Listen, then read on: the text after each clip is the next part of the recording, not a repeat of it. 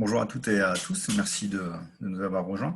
Donc, on voulait vous faire partager un PowerPoint qui était tout d'abord à destination des clubs U15 Elite en vue de la préparation de la planification de stage de reprise. Et puis, compte tenu d'un nombre important d'annonces qu'on a pu voir sur les sites internet, notamment les réseaux sociaux, sur prépare, la saison, recherche matchs amicaux, etc., on s'est dit que ça pourrait être intéressant de communiquer ces informations à l'ensemble des entraîneurs qui souhaiteraient avoir davantage d'informations pour mieux planifier justement leur reprise en cette période un peu particulière.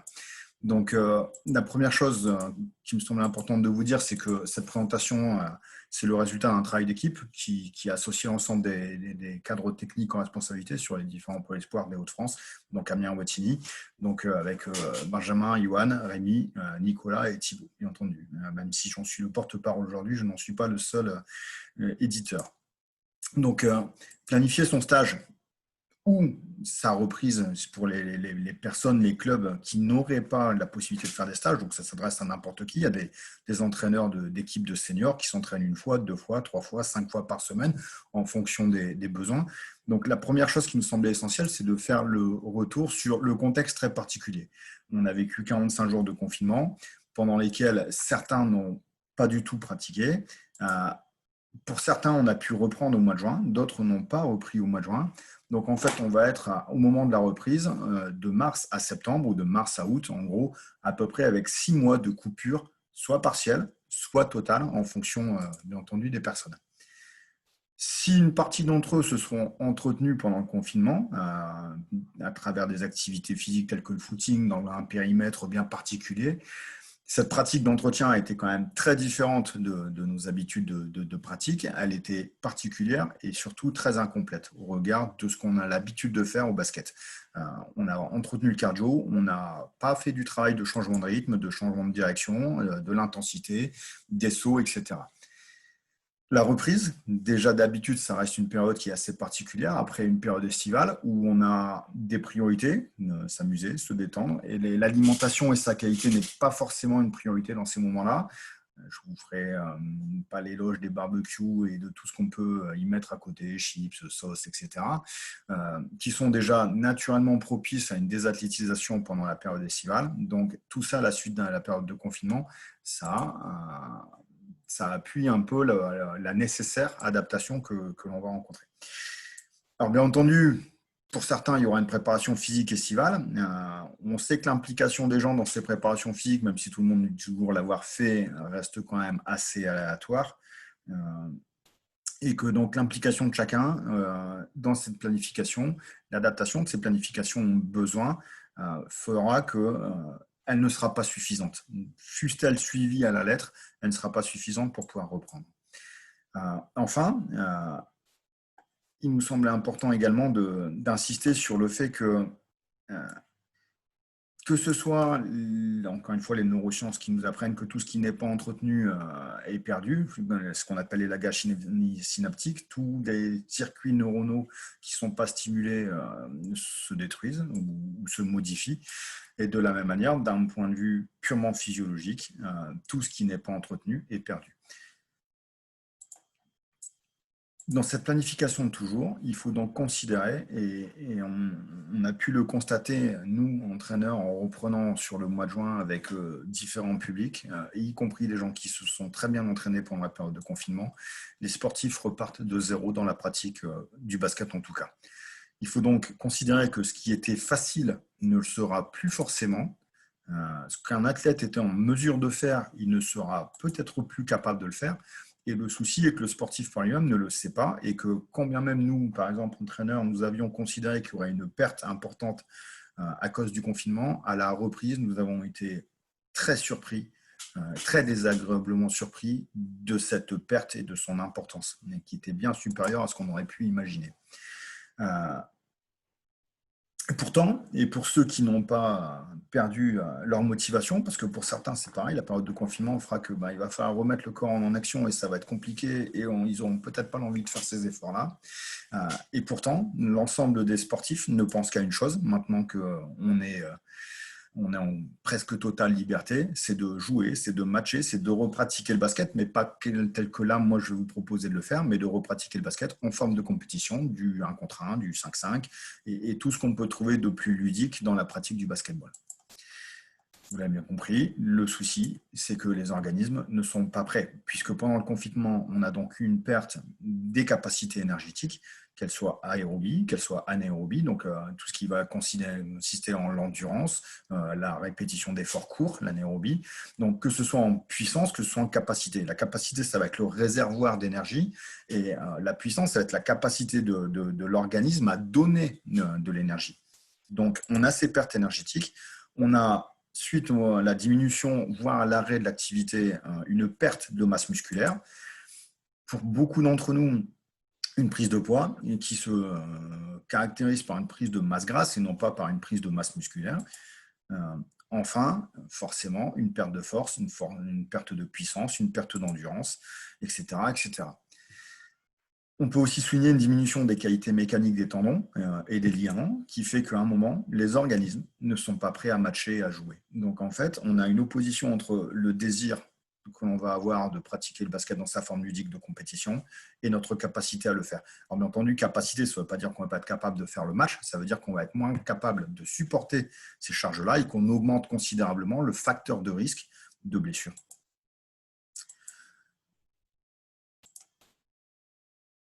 Quand je dis ne sont pas prêts à jouer, à matcher, on a rajouté derrière, ne sont d'ailleurs pas prêts non plus à s'entraîner dans les conditions habituelles d'entraînement. Ça veut dire que pour nous, entraîneurs, il va falloir trouver, s'adapter à cette situation-là et pouvoir proposer d'autres choses.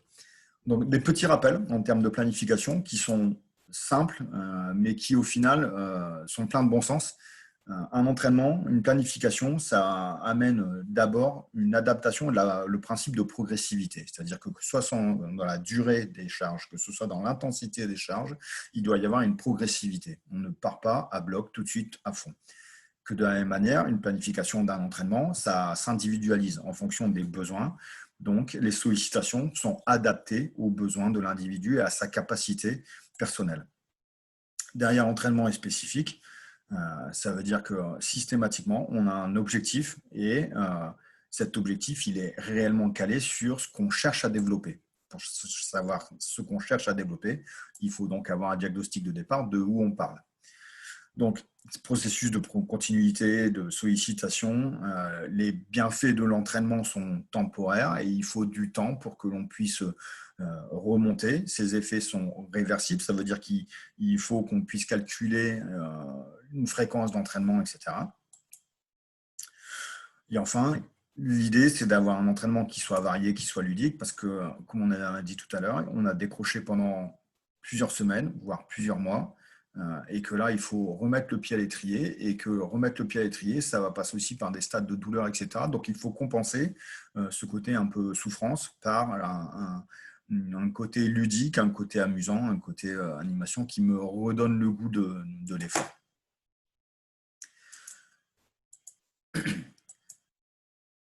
Pour pouvoir adapter son entraînement à chacun de ses sportifs, ça veut dire qu'il faut connaître la situation de départ. C'est-à-dire que sans rentrer dans le diagnostic médical, puisque ce n'est pas notre métier, on n'a pas à le faire, c'est quand même s'informer sur a-t-il été victime du Covid pendant cette période-là, comment ça s'est passé, évaluer le niveau d'activité physique du sportif pendant cette période de confinement.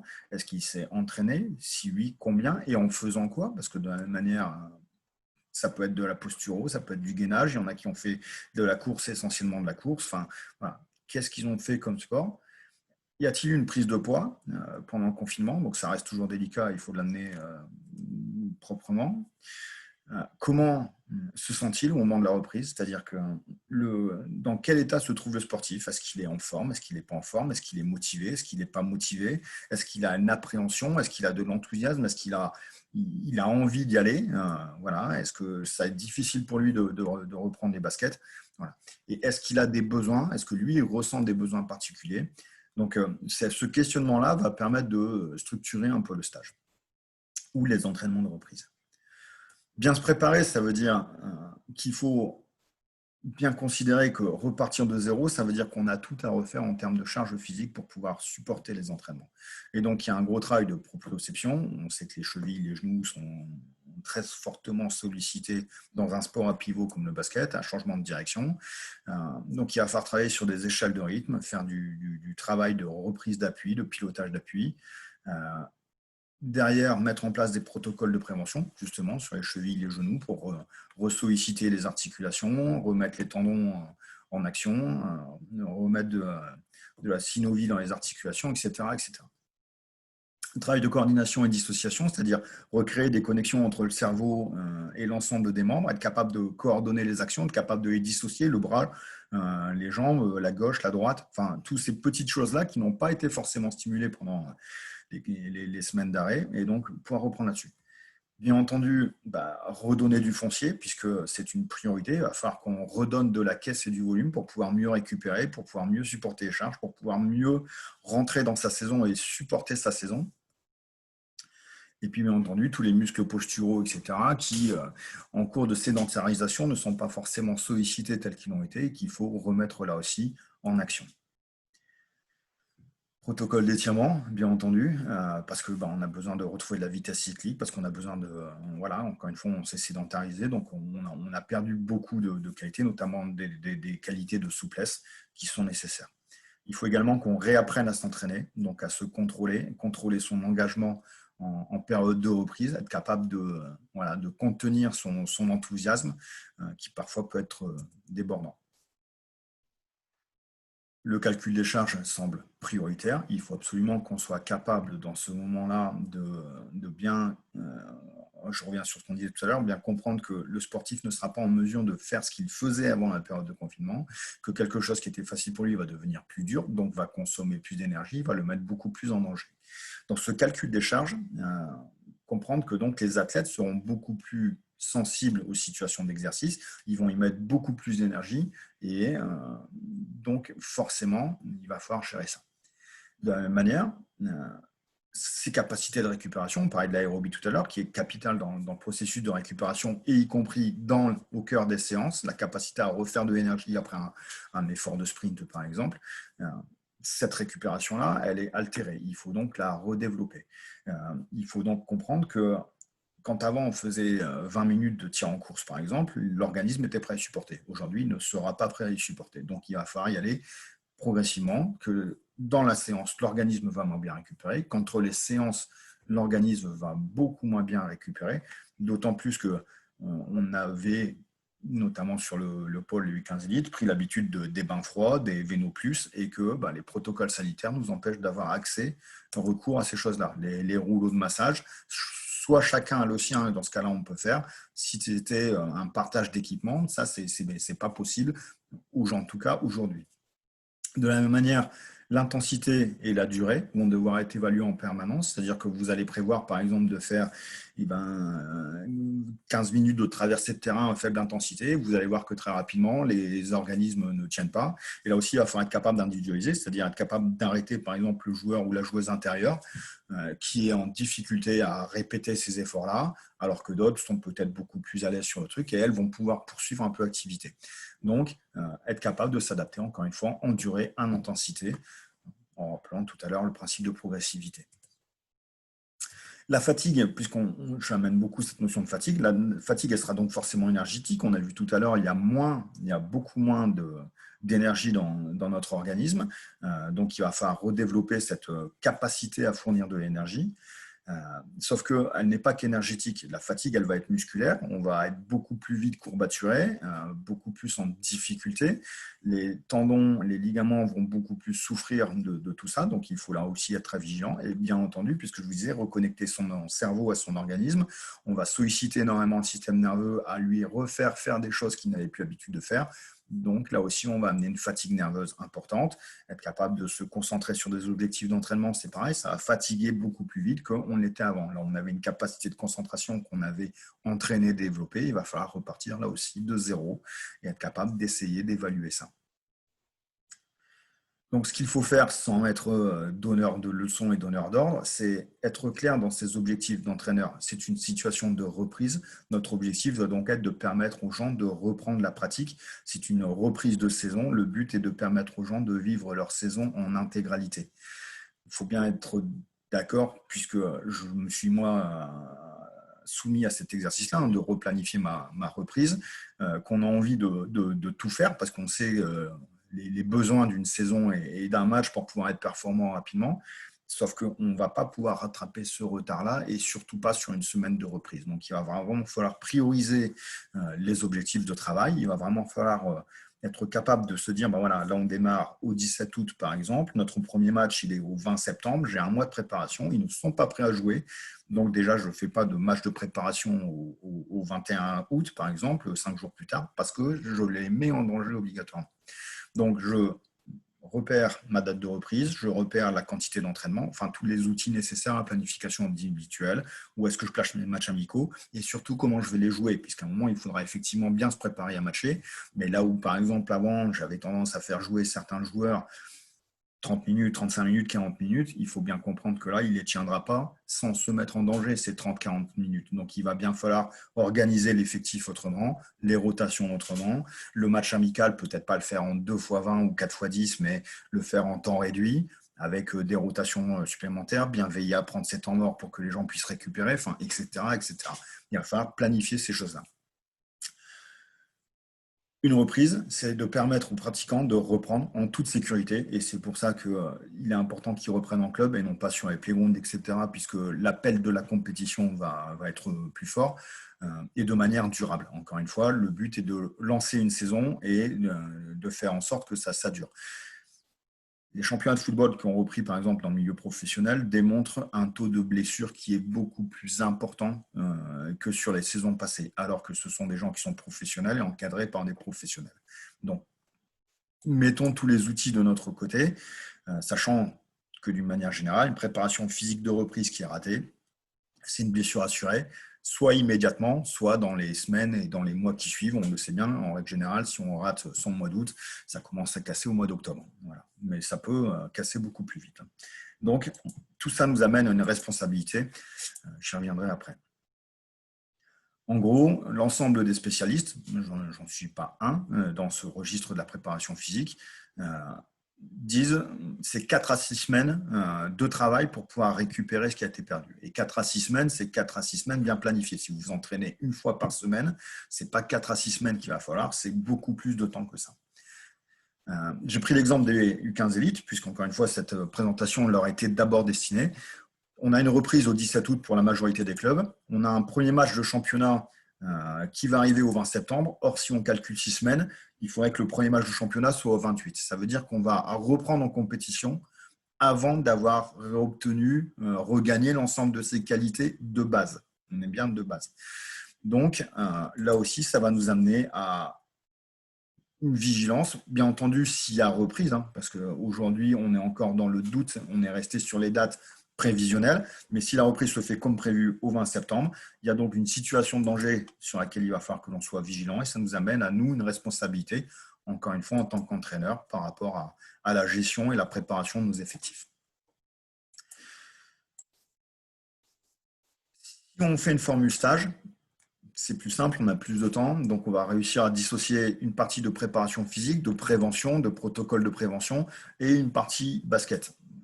Nous, personnellement, on s'est calé sur le modèle 2 blocs de travail pour un bloc de repos ou 3 blocs de travail pour un bloc de repos. En gros, une demi-journée de travail, d'accord, x2, un bloc de repos, donc une demi-journée de repos. Ça, c'est si on est en stage. Si on n'est pas en stage et que vous êtes sur des entraînements le soir, vous avez donc forcément moins de temps et il va falloir à un moment être capable de coupler les deux. Parce que si vous faites que de la prévention athlétique, c'est bien, c'est responsable, sauf qu'à un moment, le pratiquant, il vient retoucher du ballon. Et lui, ce qu'il veut, c'est toucher le ballon. Donc, il va falloir faire preuve d'ingéniosité pour coupler un travail de gainage avec un travail d'aisance, être capable de coupler un travail de déplacement de course tout-terrain à allure modérée pour travailler le cardio, mais avec un travail de tir, un travail de passe. Voilà. Mais tout ça, bien entendu, de manière un peu scientifique, de manière calculée, pour pouvoir gérer au mieux les entraînements. L'idée principale et le mot-clé de l'ensemble de cette présentation, c'est de se dire que quel que soit le temps, quelle que soit mon équipe, quel que soit mon niveau de pratique, le plus important est de prendre le temps de remettre les sportifs à niveau.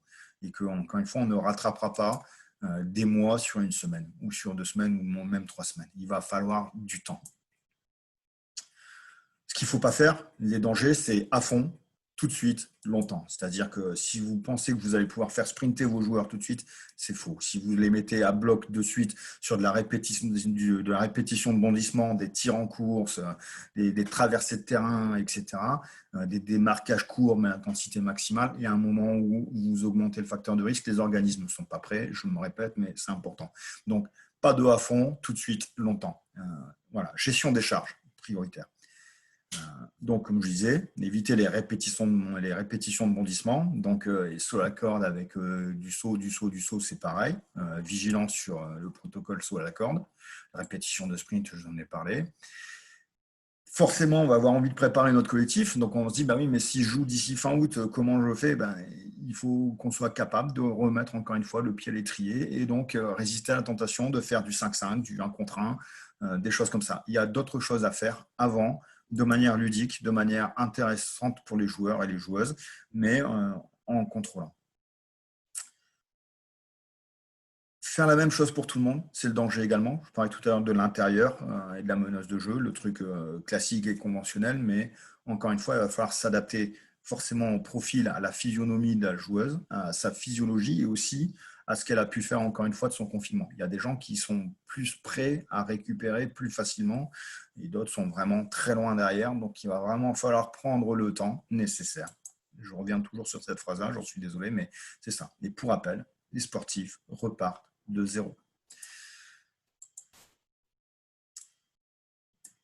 Pour préparer le stage, on est donc sur quels sont mes objectifs. Donc, on était sur remettre le pied à l'étrier, remettre l'organisme en action, etc., etc. Cette partie-là, elle est très spécifique U15 Elite, mais encore une fois, il y a des choses qui sont extrapolables malgré tout.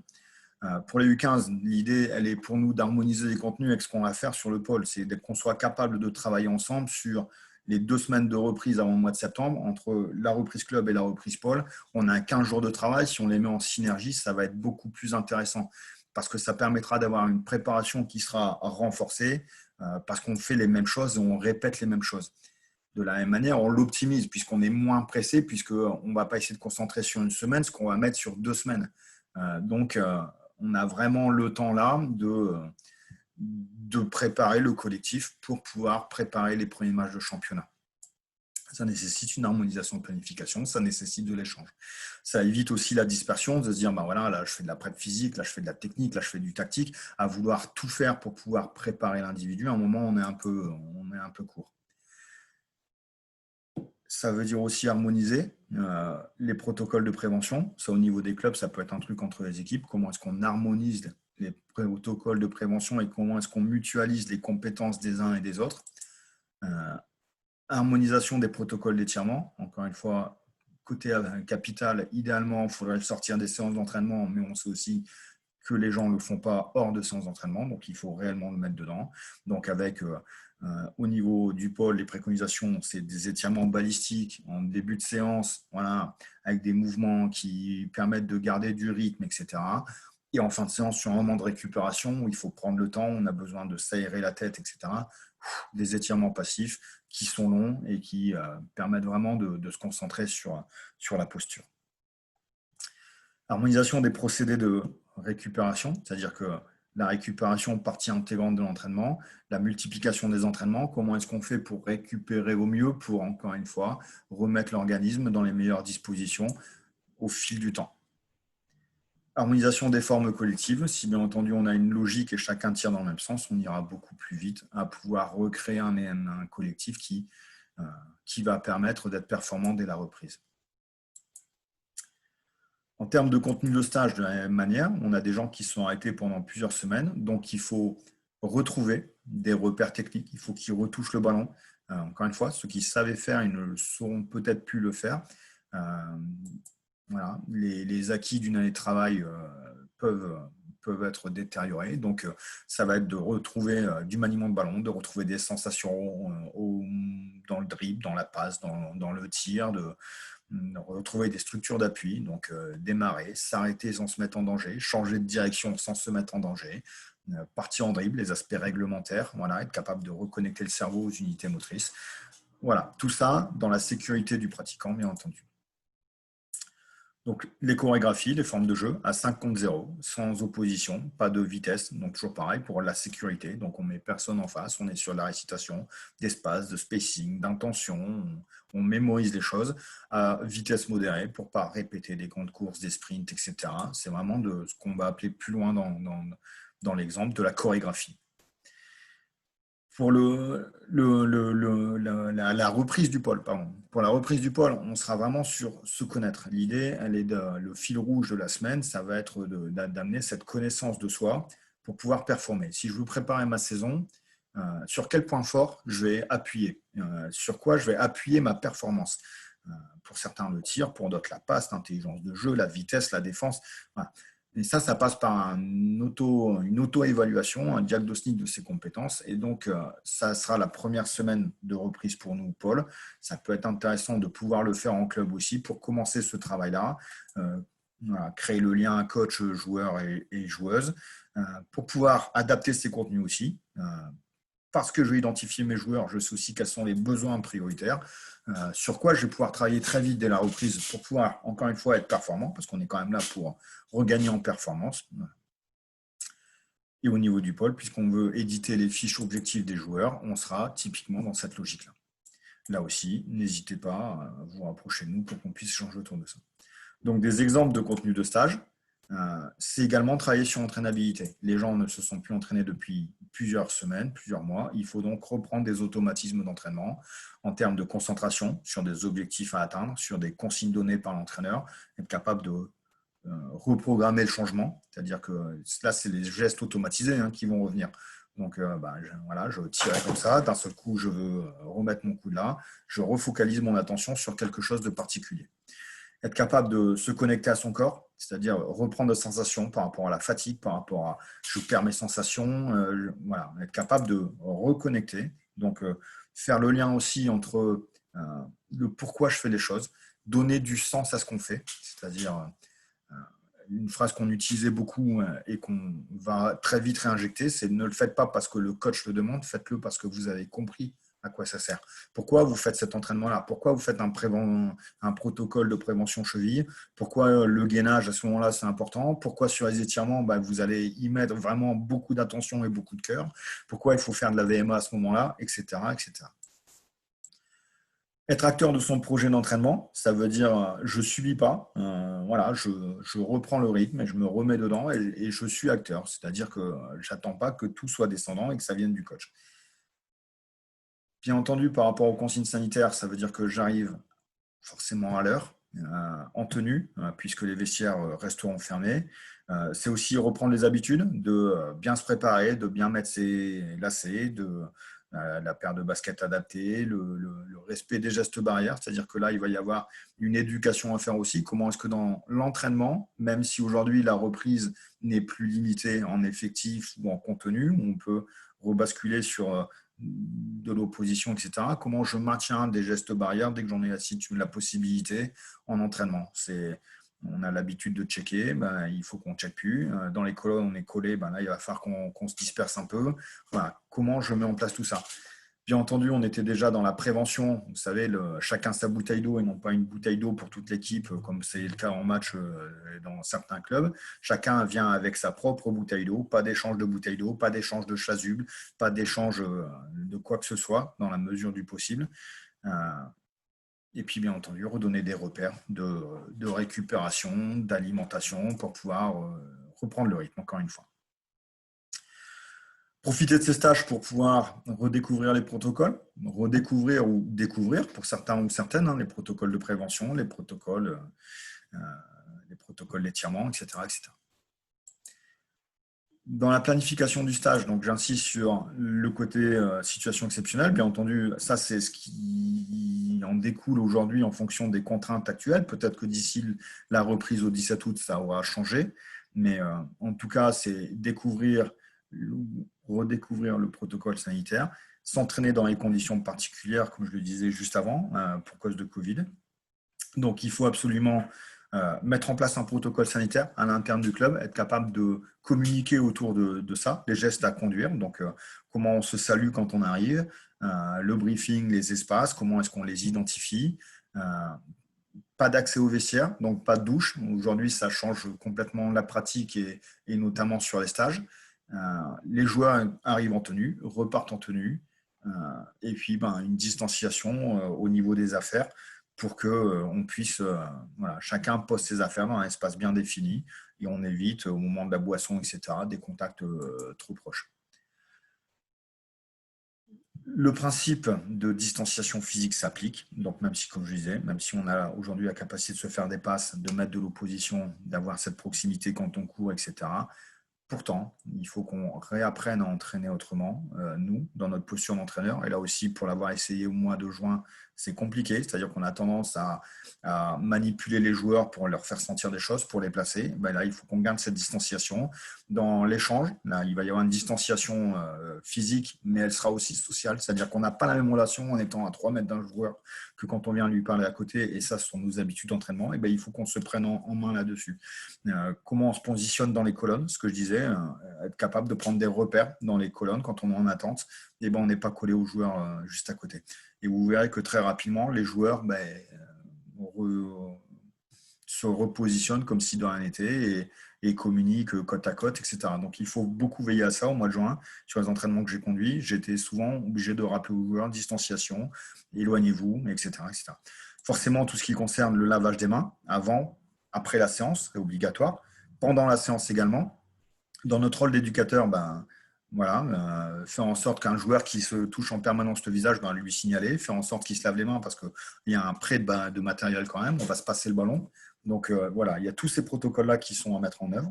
Donc ça veut dire que chacun vient avec son gel hydroalcoolique, ça veut dire que l'entraîneur a prévu un bidon pour celui qui l'aura oublié, ça veut dire qu'on vient avec le matériel pour désinfecter le matériel pédagogique, le ballon, etc. Bref, euh, tout ça, c'est à caler et à créer. En tant qu'entraîneur, puisque vous avez repris, vous avez l'obligation de tenir un registre des présences, c'est-à-dire qu'on soit capable d'identifier très rapidement. Aujourd'hui, l'ouverture des gymnases est sujette à l'accord de la municipalité, qui vous demandera de tenir ce registre, qui vous permettra, si jamais il y avait un cas Covid identifié dans votre équipe, de communiquer qui a été en contact avec cette personne-là. Pendant la séance toujours, donc comme je l'ai dit, l'entraîneur organise son stage en mettant en œuvre le protocole sanitaire. Donc, il est vivement conseillé, par exemple, d'entraîner masqué, même si c'est très différent et c'est fatigant. C'est un conseil important. L'entraîneur a aussi un rôle pédagogique, il a un rôle d'éducateur, encore plus avec les très jeunes, par rapport à l'accompagnement du sportif, avoir les bons gestes en entraînement autour du processus sanitaire. Corriger les gestes inadaptés, je vous disais tout à l'heure, quelqu'un qui se touche le visage en permanence, il faut lui indiquer que là, par exemple, ça serait bien qu'il se lave les mains ou qu'il arrête de se toucher, de se frotter les yeux. Voilà.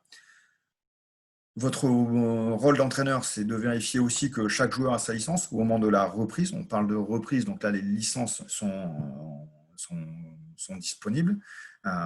Elles sont sujettes aujourd'hui à une visite médicale de pré-reprise. C'est une politique fédérale qu'il nous faut respecter et qui veille à ce que le pratiquant soit en mesure de reprendre une activité physique en toute sécurité. Donc, vous vérifiez que chacun est licencié.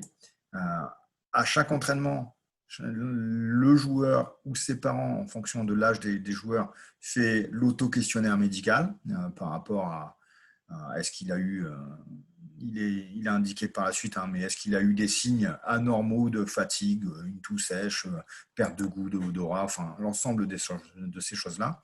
Le matériel pédagogique, puisque là, les règles ont changé, on va pouvoir se faire des passes, on va pouvoir être dans l'opposition.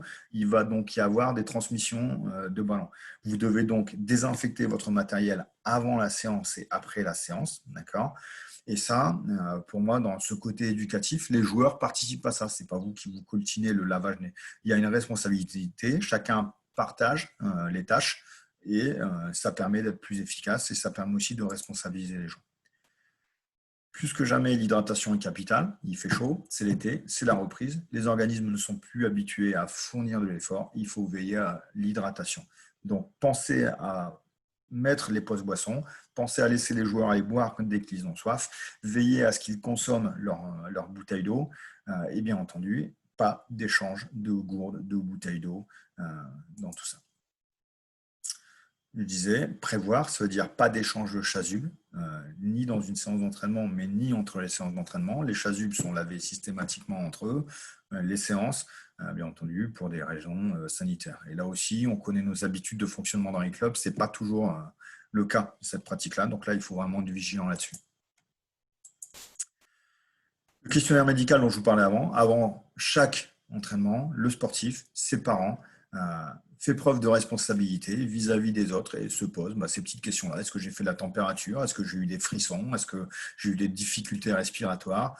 Est-ce que dans l'effort, j'ai des essoufflements normaux? Et donc tout ça, c'est avant la séance, c'est bien entendu pendant la séance. Si un de ces signes-là apparaît au cours de séance, forcément, le jeune, le joueur, l'entraîneur doit l'arrêter, le joueur qui le ressent doit s'arrêter. Donc il y a tout ce côté sensibilisation autour de ça.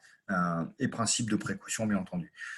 Bien entendu, si ça arrivait en amont de la séance, le joueur ne se présente pas à la séance et il est en repos. Et puis, voilà, c'est évident, mais un petit rappel, ça fait toujours du bien. C'est vraiment un titre d'exemple. Je vous donnais l'exemple d'un stage de reprise. Comment est-ce qu'on peut l'organiser? Donc, si vous n'êtes pas en stage de reprise, l'idée, c'est de reprendre ça et de le mettre dans vos 2 à 3 séances d'entraînement. Et puis de voir comment est-ce qu'on peut s'organiser là-dedans. Ça sera le stage de reprise que moi je ferai sur mon équipe de U15. Donc J-7, un petit SMS de rappel avec les horaires de rendez-vous, le lieu de pratique, ça peut toujours être intéressant, le matériel d'entraînement nécessaire, leur rappeler qu'ils doivent venir obligatoirement avec leur bouteille. S'ils peuvent venir avec leur ballon personnel, c'est encore mieux. Rappeler le protocole sanitaire qui sera mis en place pour qu'ils puissent en reprendre connaissance et se le rappeler. Donc moi, je suis parti sur un stage d'une semaine et comme je disais tout à l'heure, je suis parti sur un bloc 2-1 en disant je vais faire 2 demi-journées de travail en commençant un après-midi pour pouvoir avoir une nuit de récupération avec la deuxième séquence, puis une demi-journée complète de repos. Donc ça, c'était le fonctionnement qu'on avait sur l'équipe de France U15 à l'époque, qui sont tirés de travaux, encore une fois, faits par des experts. On s'est calé dessus et c'est quelque chose qui permettait d'éviter un maximum les blessures sur des stages de préparation qui allaient de 15 jours à 2 mois de préparation pour aller à une campagne. Donc, je suis parti sur un bloc de 2, puis un bloc de 3, puis un bloc de 2. Donc, systématiquement, il y a une après-midi de repos. Et là aussi, on verra ce qu'on peut mettre dans repos. Parce que repos, ça peut être repos complet et les jeunes rentrent chez eux. Ça peut être aussi repos, mais avec une activité particulière, mais qui par contre ne suscite pas une fatigue supplémentaire et qui permet la récupération et la régénération. Donc, c'est vraiment un titre d'exemple. Pour pouvoir lancer mon stage du lundi après-midi, je vous ai dit tout à l'heure, il faut faire un entretien, un bilan d'état de forme. Je ne vais pas le faire le lundi après-midi parce que sinon je vais perdre du temps sur ma séance. Donc en fait, j'ai décidé le lundi matin de faire le tour de chacun des jeunes, soit par visio, soit par téléphone, pour faire sur 15-20 minutes grand maximum avec chacun des joueurs un diagnostic de l'état de forme. Moi, j'ai eu l'avantage d'en voir une grande partie au mois de juin, mais refaire un état de forme à la sortie des vacances, voir un petit peu dans quel état ils se situent, est-ce qu'ils ont bien avancé sur la prep physique, est-ce qu'ils ne l'ont pas faite, est-ce qu'on peut entrevoir un suivi médical, est-ce qu'il y a des joueurs qui sont déjà blessés, est-ce qu'il y en a qui ont des sensibilités au tendon, parce que pendant les vacances, ils ont fait du vélo, etc. et ça cuigne déjà, donc voir s'il y a déjà des choses à mettre en place. Donc l'après-midi, moi je suis parti dans mon bloc. L'après-midi, c'est des séances qui font 3h30. Là, le matin, des séances de 2h30. Bien entendu, ce n'est pas 3h30 sur le terrain et ce n'est pas 3h30 sur le gymnase. C'est-à-dire qu'il y a des activités qui peuvent être conduites en salle, une salle de cours, un espace détente à l'extérieur. Il y a des activités qui peuvent être faites sur piste, qui peuvent être faites sur une pelouse. Bref, il y a moyen de s'organiser pour ne pas monopoliser une salle pour soi, pour une seule équipe, alors qu'on sait que les gymnases et les créneaux disponibles, ça reste souvent une problématique au sein des clubs. Donc, j'ai prévu une 10 minutes de briefing, les objectifs du stage, les objectifs de séance. Quand je disais tout à l'heure, être capable de se remettre la tête sur les objectifs, c'est qu'est-ce qu'on va chercher à faire pendant cette semaine-là. Expliquer le protocole sanitaire, s'entraîner dans les conditions Covid, ça prend du temps à expliquer. Donc, j'ai mis 20 minutes là-dessus et 20 minutes, c'est un dosage bas et une option basse.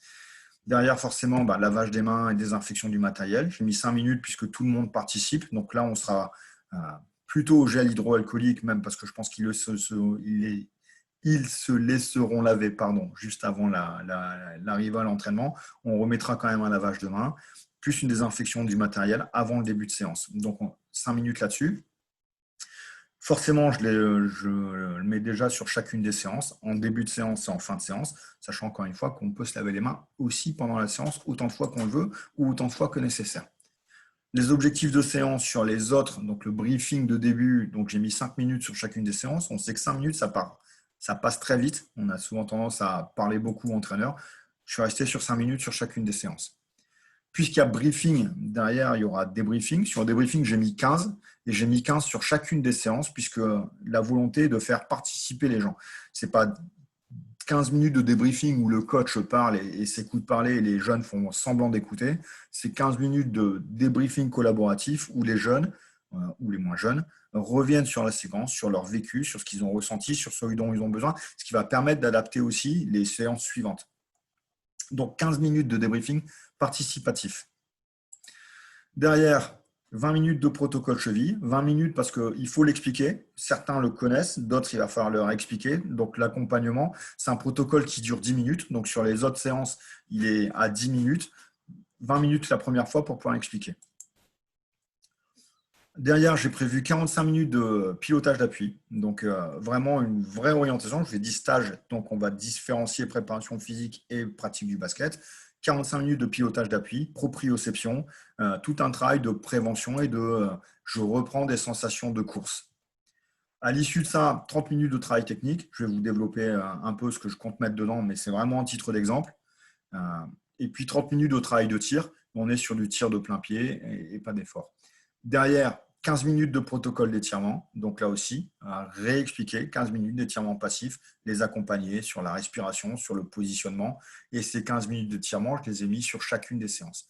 Donc vous voyez bien que rien que là, sur les séances du matin, je vous ai dit 2h30 tout à l'heure, j'ai déjà là 45 minutes qui sont prises juste sur la partie préventive, protocole, débriefing et étirement.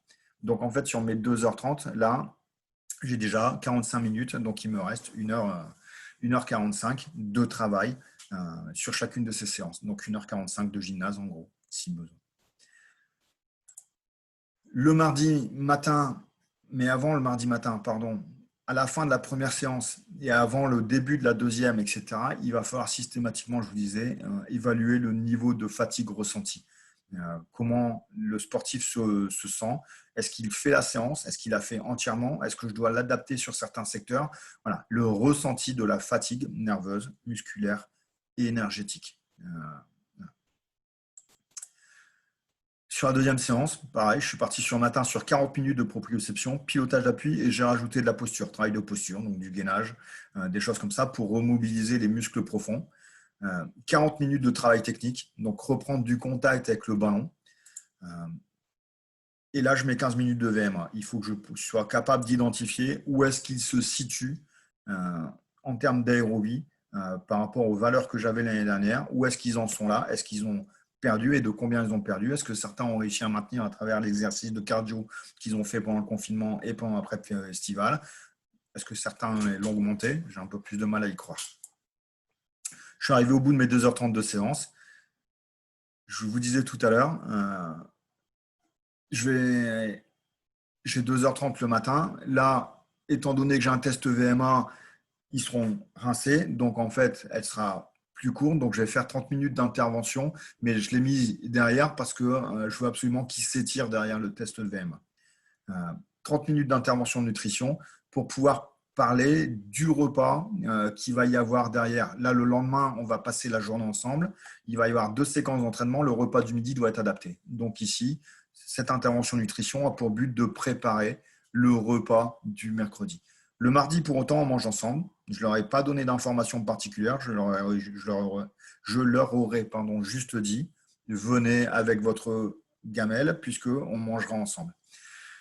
Je vous disais, l'après-midi, c'est repos. Donc, Pas de basket, pas de perte d'énergie, mais par contre, quelque chose d'utile et de récupération. Donc, moi, derrière, j'ai mis 30 minutes de sieste collective. C'est-à-dire que dans le gymnase, on va s'isoler et à travers un travail de respiration, un travail de contrôle respiratoire, je vais essayer de les faire partir sur un état de relâchement, voire un état de sieste. À l'issue de ça, puisqu'il faut rentabiliser le temps, il y aura une intervention autour des bienfaits de la sieste. Voilà. Donc, c'est un film que je vais leur projeter qui explique pourquoi faire la sieste et comment est-ce qu'on fait la sieste. J'ai personnellement un public qui n'est pas toujours favorable à cet âge-là à perdre 30 minutes maximum pour faire la sieste. Et une fois qu'on aura fait ça, je ferai un jeu de cohésion, mais qui ne consomme pas d'énergie. Ce n'est pas un jeu de cohésion, il va falloir courir partout, collaborer, etc. Ça sera un jeu de cohésion, il va falloir réfléchir, collaborer, mais de manière statique. Enfin, toujours dans « je ne consomme pas d'énergie », 30 minutes de travail vidéo pour présenter les formes de jeu, pour présenter les principes qui vont découler sur l'année, qui vont nous permettre d'être efficaces. Donc, on est bien sur une plage de repos. Pour autant, on n'est pas inactif, on est encore en forme stage. Ensuite, je leur demande de retourner chez eux de faire une petite marche, de promener le chien, ou de faire un tour en vélo, mais certainement pas de pédaler comme un forçat. C'est vraiment dérouler les articulations pour remettre un peu le corps en organisme, et si possible derrière, étirement et bain froid. Qui dit bain froid le mardi après-midi dit qu'à partir du lundi, voire en amont, on leur a demandé de congeler des bouteilles d'eau pour qu'ils puissent derrière se mettre dans la baignoire avec une eau froide et mettre en place un protocole de récupération bain froid chez eux. Pour ceux qui n'ont pas de baignoire, on verra ce qu'on sera en mesure de faire là aussi dans les entretiens individuels avec eux. J'en arrive au mercredi, donc protocole cheville, proprioception, pilotage d'appui, posture comme la veille. Derrière, 20 minutes de travail de fondamentaux, mais sur un enchaînement d'actions, c'est-à-dire qu'on va être un peu plus dynamique, on va partir en dribble, faire une passe, shooter. Derrière, mettre 20 minutes de chorégraphie 5-5, ça veut dire la forme de jeu en 5 contre 0, être capable de respecter les timings, les intentions, le spacing, de commencer à prendre des repères à travers des traversées de terrain qui sont à faible allure, mais qui permettent de développer un petit peu de course et puis de commencer à prendre des repères dans le collectif et de préparer sa saison malgré tout.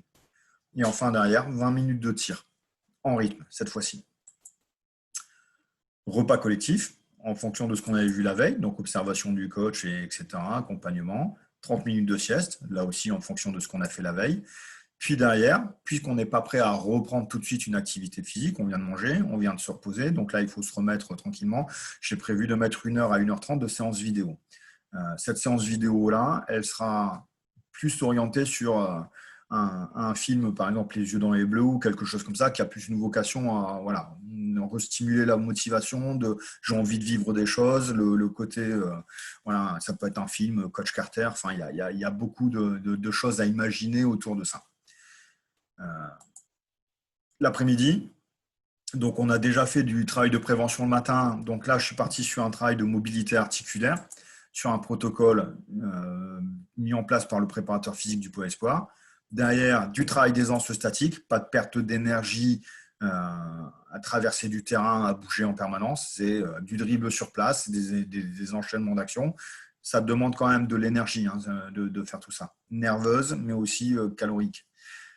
Derrière, je repasse en dynamique pour mettre un petit peu d'échauffement de l'appareil cardiaque et respiratoire. La chorégraphie 5 contre 0, rappeler ce qu'on a fait le matin. Et puis après, des tirs, mais cette fois-ci en série. J'irai plus loin dans le détail après sur les aspects techniques. Le jeudi, on repart sur proprio, pilotage d'appui, posture. Et là, j'ai mis un gros bloc de travail de perfectionnement par atelier. Donc, du perfectionnement individuel, ça peut être du perfectionnement par poste, ça peut être du perfectionnement par niveau, ça peut être du perfectionnement par besoin. Mais ça, je trouve que c'est quelque chose dont ils vont avoir besoin, d'une part, de reprendre quelque chose de spécifique. Et également, je trouve que c'est très motivant quand on s'occupe de quelqu'un dans l'échange, dans la motivation. Tout ça, je pense que c'est porteur. Donc, un gros bloc de perfectionnement individuel. Et puis derrière, je mets un rappel aérobie, histoire de relancer un petit peu l'organisme. Protocole d'étirement, débriefing de séance, etc. Lavage de main, on n'y échappe pas. Je les libère à la fin de l'entraînement. Ils vont donc manger chez eux et ils vont donc faire la sieste chez eux. Derrière, j'ai mis vigilance nutritionnelle. Au moment de les libérer, je vais leur rappeler l'importance de mettre à profit cette phase de repos ici. Donc, avec un bon repas ici, avec un goûter, avec ici un repas qui effectivement permette de régénérer de l'énergie, de réparer les fibres musculaires blessées, de ramener les éléments minéraux nécessaires à la pratique du sport, enfin toutes ces choses-là. Donc vigilance nutritionnelle. Et après, j'ai mis occupation adaptée. C'est un repos obligatoire. Il est hors de question qu'ils aillent faire un foot avec les copains sur le terrain. Il faut qu'ils aient une activité qui leur permette de récupérer. Et donc, voilà, ça peut être PlayStation, mais il ne faut pas que ça excite nerveusement. Donc, je joue un peu pour me détendre, mais ça ne peut pas être un truc qui me reconsomme de l'énergie. Voilà, il faut qu'ils organisent de manière responsable leur après-midi de récupération. Là, toujours, on prend le niveau de fatigue ressenti pour pouvoir avancer. Et enfin, sur le dernier jour, pareil, proprio, pilotage, donc vraiment un vrai focus sur le « je me réapproprie mon corps ». Puis derrière, de l'enchaînement d'actions, donc pareil, sur du 1 contre 0, 2 contre 0, 3 contre 0, à partir du code de la route du jeu rapide, qu'est-ce qu'on ferait dans le jeu rapide? Donc on enlève le défenseur pour minimiser le danger, on enlève le défenseur pour diminuer le rythme, mais par contre, on va faire de la répétition technique, de la répétition tactique. Je n'ai pas la balle, je cours dans le dos, je la reçois, je m'arrête, je pivote, je passe. Enfin, ce genre de choses-là. Pour pouvoir glisser derrière vers la même chose, je prends un rebond, je sors la balle, je traverse le terrain et j'arrive sur la forme de jeu 5-5. Voilà. Donc, on est sur un vendredi matin, on va répéter les aspects plutôt collectifs. On glisse progressivement dans la préparation de l'équipe. Repas collectif, encore une fois, sieste ensemble. Cette fois-ci, je ne suis pas parti sur un travail vidéo, mais sur une séance photo. Être capable de faire les photos individuelles, les photos de groupe, avec la distanciation, etc. Bien entendu, pas d'échange de maillots, mais qui permettra derrière d'avoir une communication par rapport à ce qu'on fait, de nourrir l'album souvenir, enfin tout ce qu'on veut mettre dedans autour de cette séance photo. Puisque j'ai mis 1 heure, je vais certainement aussi y greffer une activité collaboration, travail de groupe autour d'une thématique à gérer sous forme de travail photo. Travail de prévention de mobilité articulaire l'après-midi, travail de technique de tir en course. Donc, j'ai attendu la dernière journée pour remettre du tir en course. Il va y avoir du bondissement, il va y avoir du travail autour de ça. Donc, comme derrière, il y aura la phase de récupération du week-end, on aura 48 heures à 72 heures de repos derrière. Je me suis permis de mettre le tir en course là pour remettre en place ces différentes routines. Pareil, chorégraphie à 5 contre 0 qui termine par des tirs en course cette fois-ci. Et puis un petit travail de tir en série ou en endurance de tir. Pour aller plus loin dans les contenus techniques et pour pouvoir vous donner des idées sur votre programmation de stage. Donc, dans la partie prévention, voilà ce que j'avais prévu, de la proprioception, du travail de WAF, du travail d'équilibre, du travail de développement d'équilibre sur un appui, sur 2 appuis, ce genre de choses-là. De l'école de course, être capable de repiloter ses appuis, course avant, course arrière, course croisée, du carioca, tous ces petites basiques qu'on a besoin de se réapproprier. Pilotage d'appui, notamment avec des échelles de rythme, donc vraiment sur des choses simples, un appui par case, un appui, puis 2 appuis par case, puis 1, 2, 3, 4, 4, 3, 2, 1, puis 2 appuis, 2 appuis, 2 appuis. Vraiment des choses basiques de course et non pas des trucs très compliqués. Voilà, vraiment des choses simples au départ. Sur la partie technique, sur le premier jour, partir en dribble, être capable de courir, de s'arrêter, être capable de courir, de recevoir une balle, de partir. Donc, bien entendu, quand je dis courir, on est sur des courses à allure vraiment très modérée. Être capable de s'arrêter en toute sécurité, être capable de changer de direction en toute sécurité, avec ballon ou sans ballon, sur des démarquages, mais de reprendre ces sensations-là avant de pouvoir le refaire dans l'intensité, il faut le ressolliciter d'abord. Sur la partie tir, de la même manière, je suis parti sur l'idée de redévelopper de la sensation, de remettre un focus sur la trajectoire de tir, bien plus que sur de la répétition fort. Et puis après, si on est sur un travail de répétition, c'est sur des tirs proches du panier pour remettre de la confiance en soi, être capable de retravailler sur de la réussite et de repartir sur ces choses-là. Je vais beaucoup plus vite sur la suite. Le lendemain, partie prévention, je l'ai mis en travail en circuit pour pouvoir enchaîner sur, je suis en posturo, je fais du gainage, je fais un travail de posture. Derrière, j'enchaîne sur de la proprio. Derrière, j'enchaîne sur une école de course, puis une échelle de rythme. Voilà. Et puis, je tourne comme ça sur un circuit qui me permet de passer d'atelier en atelier et de zapper un petit peu. Vous vous souvenez, de se remettre des objectifs en tête. Voilà, j'arrive sur l'échelle, voilà ce que je dois faire. J'arrive sur le WAF, voilà ce que je dois faire. Euh, sur la partie technique, le lendemain matin, je suis parti sur de l'aisance dans le dribble, de l'aisance dans la passe. Donc, vraiment sur des choses assez statiques, être capable de redribbler un ballon main droite, main gauche, en regarder, passer entre les jambes, etc., etc. Et puis d'aller vers une phase un peu dynamique de jeu dribble, je fais la passe à quelqu'un qui va tirer. Et quand je dis tir, on est bien sur des tirs de plein pied. Je ne cherche pas le tir en suspension, je ne cherche pas à sauter partout, je ne fais pas des tirs en course avec des bondissements parce que mon organisme n'est pas encore prêt. Quand je mets code de la route sur le jeu de relance et jeu de surnombre, j'en mets pas de surnombre et je ne suis pas sur des sprints. Donc, encore une fois, c'est qu'est-ce que je fais quand je suis 1 contre 0? La trajectoire d'attaque vers le cercle. Quand je suis sur de 2 contre 1, le joueur il couperait dans le dos. Ben, je vais remettre cette situation-là de joueur qui dribble avec l'autre qui court dans le dos et qui reçoit la balle pour terminer sous le cercle. Et puis après, le 3 contre 2, donc être capable de mettre la balle dans l'aile très vite, puis avoir un joueur qui coupe, l'autre qui équilibre les espaces. Donc tout ça en forme de 3 contre 0, avec les éléments techniques autour de ça, une passe à une main, une passe à deux mains, une passe dans le dos, une passe dans l'espace libre, enfin vraiment toutes ces choses-là, un dribble de franchissement. Voilà. Je greffe de la technique sur des intentions tactiques, mais par contre pas d'opposition et pas de mise en danger. Le lendemain, on enchaîne la même chose, sauf que cette fois-ci, je vais aller plus loin dans le travail. Normalement, les réflexes vont revenir plus vite, donc je vais faire la même chose, mais en l'amenant plus vite et pour pouvoir aller un peu plus loin dans le travail. Donc, c'est-à-dire que je vais dépasser le 3 contre 0 et je vais aller jusqu'au 5 contre 0. Et dans le travail de chorégraphie, de la même manière, monter la balle avec la main droite, avec la main gauche, être capable de lâcher le côté gauche avec la main gauche, puis un joueur qui va se poster, qui va recevoir, qui va regarder derrière. Enfin, vraiment tous ces éléments techniques de base pour pouvoir les retrouver. Sur la partie tir, je garde la sensation, la trajectoire. On est bien sur les tirs de plein pied. Et là, on va vraiment être sur des séries de tirs. Voilà. Être capable de commencer à remettre un peu de répétition, de faire des séries de 10, 20 tirs, des montantes, descendantes. Je m'éloigne quand je marque, je me rapproche quand je rate. C'est ce genre de choses-là. L'après-midi, protocole de mobilité articulaire, je vous en ai parlé. Sur la partie technique, on est sur l'analytique de dribble. Donc, la séquence est longue. Donc, c'est d'abord un travail qui ne consomme pas d'énergie. Donc, analytique de passe, on passe à une main, passe à deux mains, passe dans le dos, face à face, et puis etc. Pour pouvoir derrière réactiver l'organisme, donc remettre de l'échauffement, donc une partie dynamique. Dans les formes de jeu, je vais aller au 5 contre 0. On va refaire ce qu'on a déjà fait. On va peut-être aller un peu plus loin. Et puis surtout, on va mettre en place la touche côté. Et puis encore une fois, série de tirs pour conclure la séance. Mais il peut y avoir des séries de tirs entre les exercices également pour solliciter le zapping. Le lendemain, on repart sur la même chose. Sur la partie technique, on est exactement dans la même chose. Mais cette fois-ci, la partie technique, je la mets dans un travail de franchissement. Donc avoir une capacité d'engagement de l'épaule, allier un dribble en largeur et un dribble en profondeur, vraiment ce genre de choses-là. Et puis bien entendu, comme on est sur le perfectionnement individuel, pourquoi pas pour certains refaire des besoins plus dans un travail de prévention physique, de gainage, pour d'autres plus un travail de pied. Voilà, tout ce qui est possible de faire en termes de perfectionnement individuel.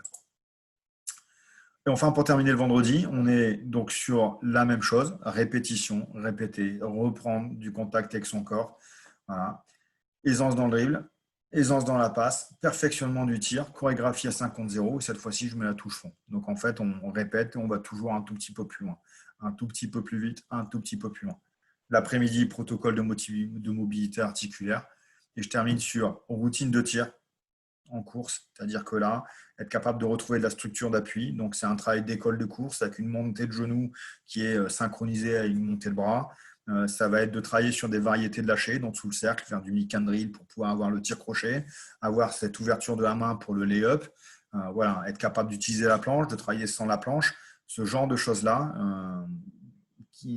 Mettre un travail technique sur j'attaque dans l'axe, donc je vais être sur un tir crochet, j'attaque à 45, je vais être sur un lay-up. Il y a un défenseur qui ne sera pas là, bien entendu. Je vais être plutôt sur des appuis type power, un appui pour faire un flotteur. Enfin, voilà, on va balayer un peu large dans la technique, mais bien entendu, toujours pareil, sans rythme, sans intensité maximale, en étant sur de la reprogrammation. Chorégraphie, zapping, ça veut dire du 5 contre 0, puis après on fait le 3 contre 0, puis après on va faire du 2 contre 0, on passe sur la touche fond, puis après on refait du 5 contre 0, la touche côté, zapping pour qu'ils aillent mobiliser et se souvenir des temps forts, des temps importants, du timing et du spacing, encore une fois. Je terminerai par un petit travail de répétition de tir et endurance de tir. Endurance de tir, c'est du travail de 30 secondes de tir avec un nombre de tirs à marquer sur les 30 secondes, avec un petit travail de course pour là aussi faire un petit retour aérobie, être capable de remettre un petit peu de rythme sur la dernière séance et puis terminer sur de la routine de tir avec la routine de lancer franc, être capable de reprendre les bases de sa routine de lancer franc, de se poser, de respirer et encore une fois de retravailler sur ce tir essentiel au basket. Voilà un peu pour les exemples, et ça n'était bien un exemple. J'espère que tout ça vous aura donné, donné beaucoup d'idées, beaucoup d'informations, et vous permettra de bien partir, de partir du bon pied sur cette reprise. Bien entendu, tout ça n'est pas vérité, c'est juste un positionnement qui est le nôtre, c'est une réflexion commune, comme je vous le disais, et ça n'a que pour but que de vous aider. Voilà. Bonne reprise à tous, bonne continuation et à très vite.